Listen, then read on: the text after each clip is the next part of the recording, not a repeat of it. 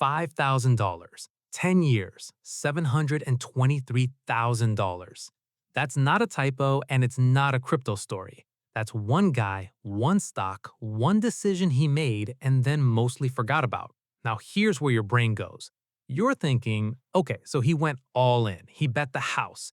He's one of those guys who got lucky once and won't stop talking about it. Wrong. That $5,000 was 5% of what he had. 5%. The other 95 was parked in the most boring index fund you can imagine, doing absolutely nothing interesting. And here's the part that actually matters. If that stock had gone to zero, all the way to zero, he'd have been fine, back to even in about 8 months. He was never gambling, not once. Look, most Canadians think there's two ways to invest. Play it safe and stay broke, or swing big and hope. There's a third structure, and honestly, it's the one quietly producing the winners you keep hearing about. I'm going to show you exactly how it works, but stick around for Chapter 6, because that's the one that costs Canadians the most money, and it's got nothing to do with picking the right stock. So here's what you're walking away with. 1. The actual math on how much of your money you can afford to lose. 2. Why 95% boring plus 5% aggressive beats both extremes. 3. Where that risky 5% should actually live, because the account you pick can quietly cost you more than the stock ever will.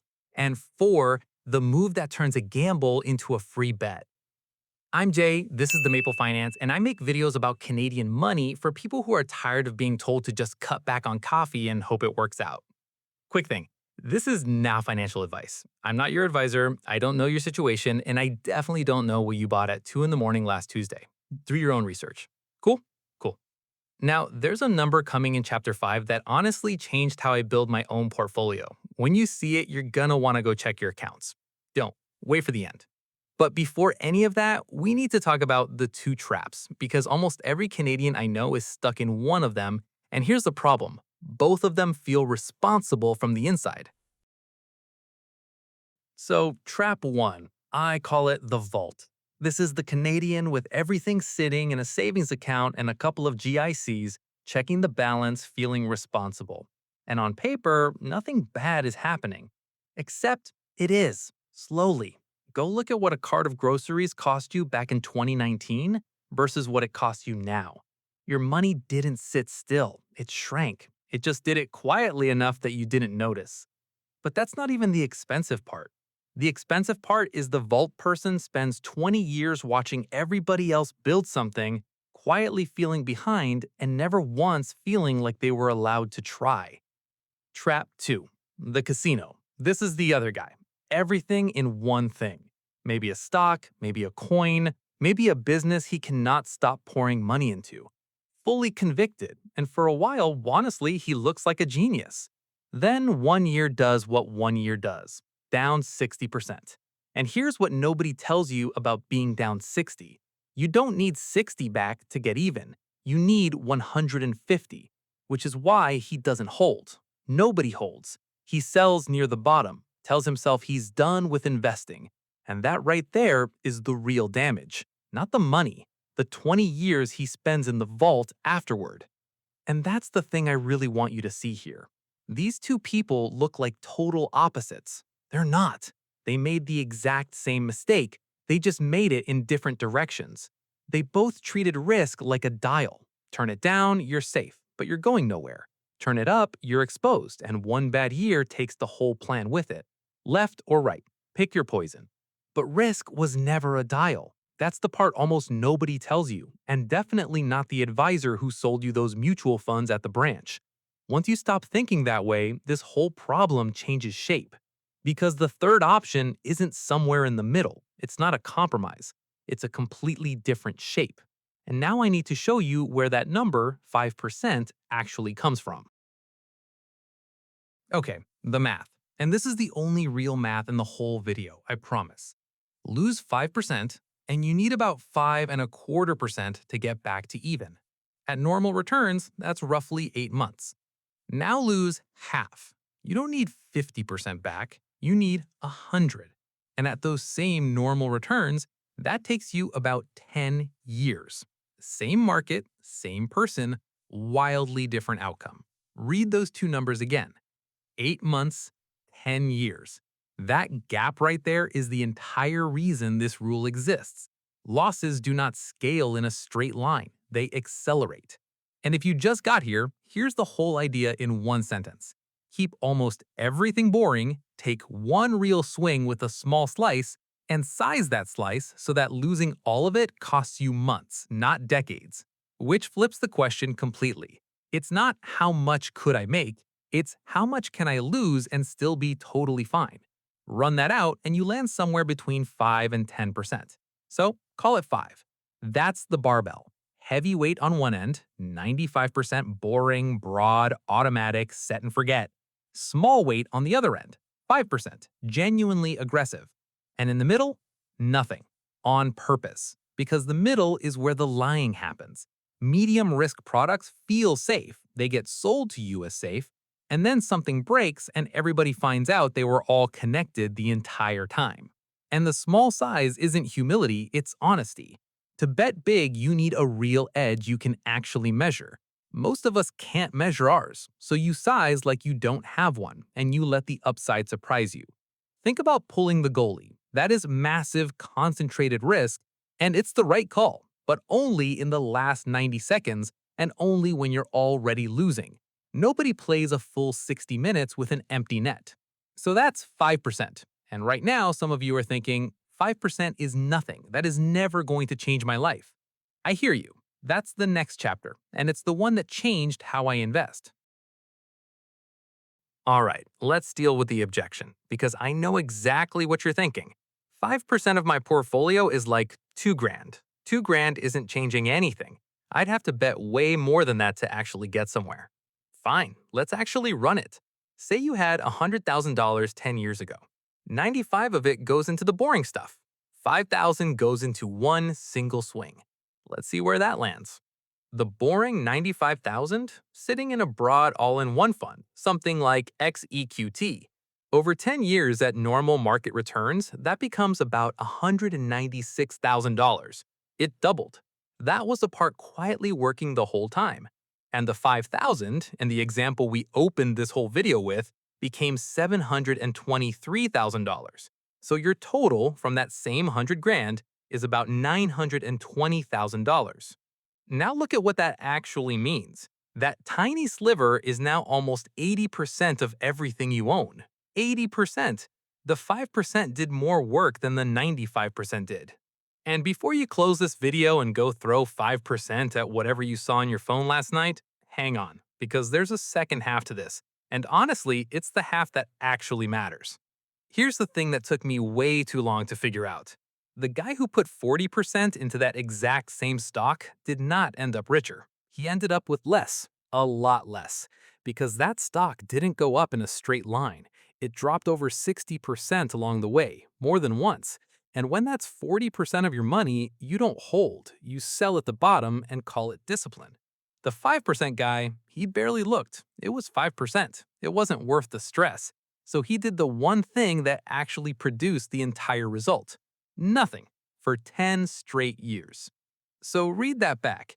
Betting small isn't what limits your upside. It is the only reason you last long enough to ever see it. Position size isn't a risk setting. It's how long you can hold. Which brings us to the thing I promised you at the very start, because there's one more decision here and getting it wrong can cost you more than the stock ever will. Where you actually hold this. So the obvious answer is TFSA, right? Gains come out tax-free. Everybody says put your best growth in there. And look, if your bet actually wins, yeah, that is genuinely the best outcome in Canadian investing. I mean, think about it. $723,000 of growth, and the CRA gets nothing, not $1. In a regular taxable account, that same win could cost you 6 figures in tax. But here's the part almost nobody tells you, and it's why I flagged Chapter 6 all the way back at the start.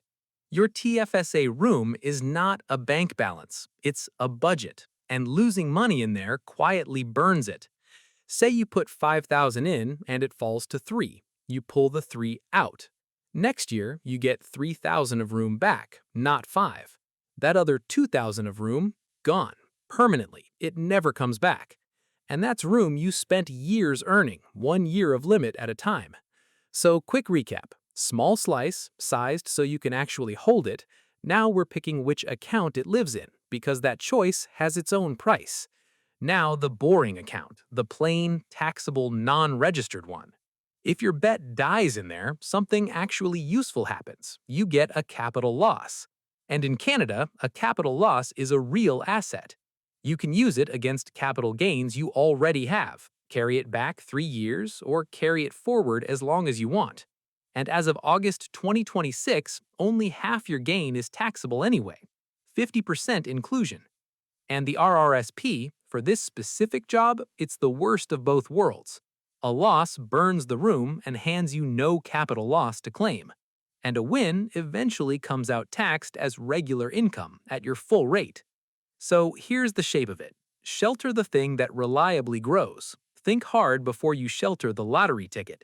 Because the TFSA rewards you enormously when you're right and charges you permanently when you're wrong. And look, somebody watching this right now has their whole gamble sitting in the wrong account. Go check, I'll wait. Then come back because next I want to show you how to make that bet completely free. Okay, my favorite move in all of this. It costs you nothing, and almost nobody actually does it. The moment your bet doubles, you sell your original stake. Just the original. You take your 5,000 back off the table. That 5,000 goes straight back into the boring 95% where it belongs. And whatever is sitting in that risky slot now is pure profit. Money you did not have before you started, which changes everything about how you hold it. Because now, if it goes to zero, you lost nothing you actually owned. You are playing with the house's money. That's not a saying, that is literally your position. And yeah, that means you own less of it if it keeps running. That's the trade. You gave up some upside, and what you bought with it was the ability to sit still, which is the whole video. Now, the other side of it. What happens when this works too well? Your 5% quietly becomes 20% of everything you own. And here's the trap. It feels like conviction. It's just concentration you never actually chose. So pick your number right now, say 15%. If that slice ever crosses it, you trim back toward 5. Not because you think it's peaking, because Calm You set that rule, and Calm You is smarter than Excited You. And write your exit before you ever enter. 3 things. What makes you sell, what makes you add, and what would prove you were simply wrong. Decide all of that on a boring Tuesday, not on a red morning. So that's the whole structure. 5% sized so you can hold it, in the right account, principal off the table at a double, trimmed at a ceiling, and all of it falls apart if you make one of the next 7 mistakes. Alright, everything I just showed you, I have watched people set up perfectly and then completely wreck. So here are these 7 ways it goes wrong. Number 5 is the one that quietly got an entire generation of Canadians. 1. Borrowing to do it. Margin, a credit line, pulling equity out of your house. This is the only mistake on this list that can take more from you than you put in. 5% stops being 5% the second it's borrowed. 2. Averaging down. It drops 40% so you buy more because it's cheaper now, right? And you never actually made a decision to triple your position. It just happened. Your 5% is 15 and you never noticed. 3. Having 6 of these. And I love this one because it feels so responsible. 6 different 5% bets. That's 30% of your money in speculation. That's not a barbell. That's a casino with extra steps. 4. No exit written down. We covered this one, so I'll be quick. If you can't say out loud what would make you sell, you don't own an investment, you own a feeling, and feelings don't come with a sell button. 5. And before you scroll away thinking this one doesn't apply to you, it almost certainly does. This is hidden concentration. It's the bet you are already making, right now, without knowing you're making it. Your salary, your employer's stock, your pension, your bonus. If those all come from one company, that isn't a 5% bet. That's most of your life. Ask anyone who worked at Nortel how diversified they felt in 1999. 6. Telling everybody. The second you post it, argue about it, defend it at a party, it stops being a position and becomes your identity, and people will lose real money before they'll admit out loud that they were wrong. 7. Spending a gain you haven't paid tax on yet. It's up 200 grand, you sell, you book the trip and the truck, then the bill lands. In a taxable account, part of that money was never actually yours. And notice something. None of those 7 are about picking the wrong stock, not one of them. Which brings me to the last thing, and honestly, it's the part most channels will not say out loud. So here it is. Most of your 5% bets are going to lose, not some of them, most. If you do this 10 times over 20 years, you should expect the majority to go nowhere or straight to zero. And that story I opened with, for every one of those, there are hundreds who did the same thing, same conviction, on a stock you've never heard of, because it went to zero and nobody makes a video about that one. So I'm not going to stand here and tell you this beats the market. It probably doesn't. Anybody promising you that it does is selling you something, and honestly, I'd rather keep you than sell you. What it actually does is 2 things. It lets you take a real swing without that swing ever being able to end your plan, and it keeps you holding a live ticket just in case you turn out to be right. But be honest with yourself about which part is doing the work. The boring 95% is the engine. It always was. The 5% isn't the strategy, it's the release valve that stops you blowing up the strategy. So this week, 1. Add it up. Everything speculative you own, all of it, together as 1%. Most people are genuinely shocked. 2. If you're over 10%, you're not doing this. You're doing the casino. 3. Check which account it's actually sitting in, and remember what that TFSA room costs you if it goes wrong. And 4. Write your exit down. Today, on a boring day while nothing is happening. Then tell me in the comments. Drop your province and what your 5% would actually be. Not a stop tip, just the honest answer. I do read these and I'll tell you if you're sizing it right. And if this changed how you think about risk even a little, subscribe, because that's basically the whole channel. I'm Jay, this is the Maple Finance, and I'll see you in the next one.